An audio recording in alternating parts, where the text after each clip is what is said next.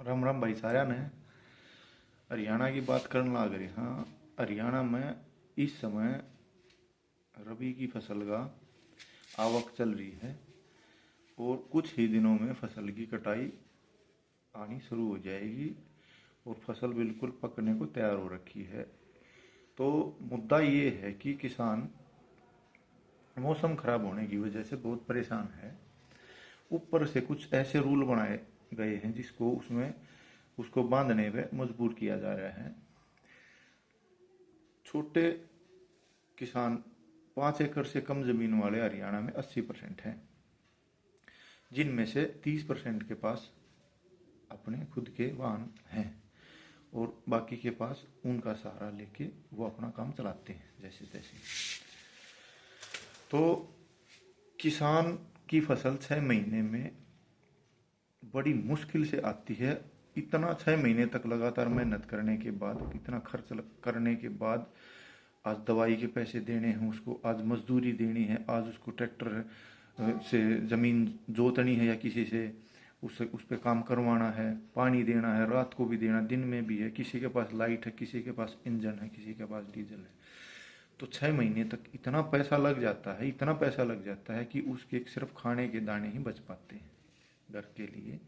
अगर कुछ ज़्यादा ज़मीन बोता है किसी की तो उसको उसका ठेका देना पड़ता है। वो रेंट पे इतने पैसे हो जाते हैं कि उसका खर्च और उसका रेंट वो ही नहीं निकल पाता।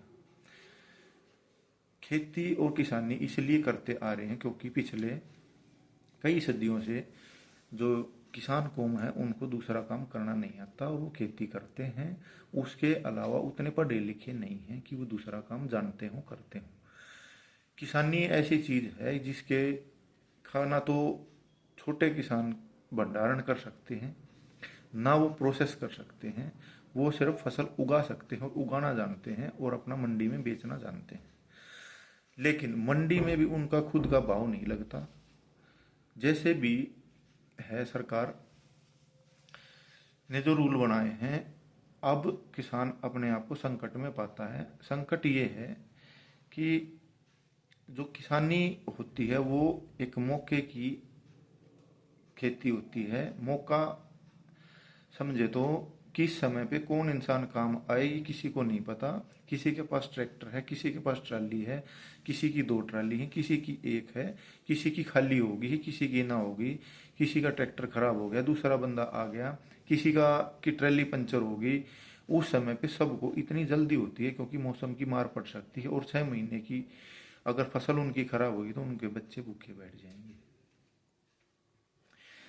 तो आप अगर नौकरी करते हो, आपका महीने के अंदर पैसा आता है और आपको सभी अलाउंस मिलते हैं। लेकिन किसान को 6 महीने के अंदर गेहूँ आते हैं और उनको कोई अलाउंस नहीं मिलता और जिंदगी जान हथेली पर रख के रात में भी दिन पे भी सांप और कांटों के अंदर चलते हैं और मेहनत करते हैं। सवाल ये है कि जिस तरीके से वो समझ पाते हैं साधारण भाषा, उस तरीके से उनको अपना काम करने दिया जाए। किसान है, कोई चोर और गैर नहीं है। हमारे देश के किसान हैं, हमारे जमीन से जुड़े हुए किसान हैं। वो गेहूं ही बेचते हैं। उनके अंगूठे लगवाना, उनकी आंखों की पुतली चेक करना, उनके ट्रैक्टर ट्राली कहाँ जाएंगे वो? अपने किसान अपनी मंडियों में क्या नहीं जाएंगे क्या? ऐसी पाबंदी लगाना गलत है। वो अपनी ही फसल तो बेच रहे हैं। कुछ सरकार के सवाल थे कि बाहर के किसान आ जाते हैं, तो वो भी किसान ही। सरकार किसान के लिए इतनी सुविधा बनाए कि उसको बाहर ना जाना पड़े। इतने खर्च और जमीनी लेवल पे इतने खर्चे हो जाते हैं, उनको देखते हुए सरकार रूल बनाए, ना कि व्यापारिक तरीके से बनाए। इतना काम किसान मौसम के अगेंस्ट नहीं हो सकता, प्रकृति के अगेंस्ट नहीं हो सकता। किसान को जिस समय पे जो सही लगता है उस टाइम पे करना पड़ता है, उसकी मजबूरी है। आज मशीन मिल रही है, मशीन खराब होगी तो वो कल के दिन मिलेगी। क्या पता कल के दिन कोई दूसरा बंदा उसका ट्रैक्टर लेके आए या जाए, उसकी ट्राली खराब हो जाए, ट्रैक्टर हो जाए या कुछ और हो जाए। तो वो जैसे तैसे अपना भाग भूख के मंडी में डालता है और वहां पे इतनी रेस्ट्रिक्शन लगाई जाती है। कृपा करके वो इतनी रेस्ट्रिक्शन ना लगाएं, रोकथाम ना करें। जैसे किसान बेचता था वैसे ही बेचने दें।